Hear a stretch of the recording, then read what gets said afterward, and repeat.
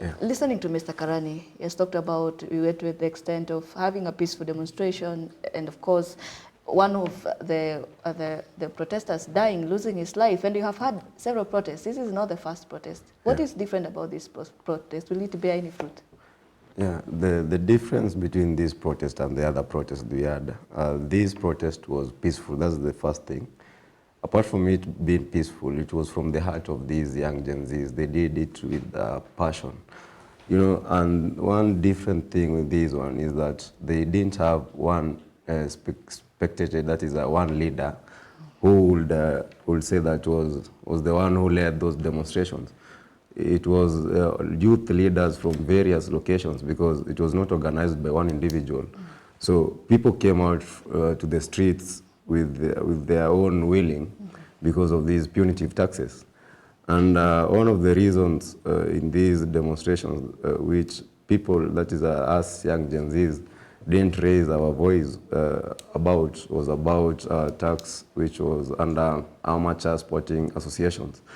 You know, this tax, this finance bill, they have brought about a new tax that is for these amateur sporting associations. So they have increased, that is a tax on the income of amateur sporting associations. When we speak of amateur sporting associations, we are speaking of these grassroots sporting associations, these marginalized sporting associations in the local areas.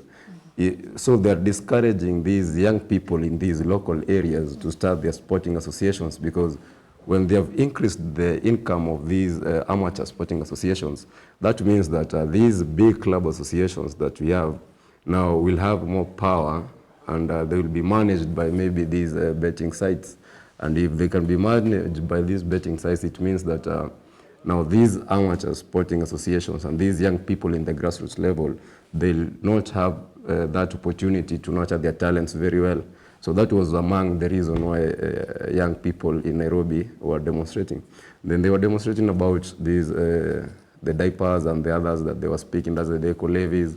But there were other major taxes, that is punitive taxes that were in that financial bill. They increased the taxes on data services. And if you look at these Gen Zs that we have, most of them, their income is through the digital platform. So if those data and internet services tax has been increased, then that means that their income will change, and then it will bring about high cost in their internet services, and thus that will trigger the source of income. So that was another option for them to come out to the streets. So I guess the demonstrations were peaceful. It's just the government and those policemen who were charging us with force. But of all the demonstrations that I've seen, this is the most peaceful demonstration that I saw. So it was about the government to us.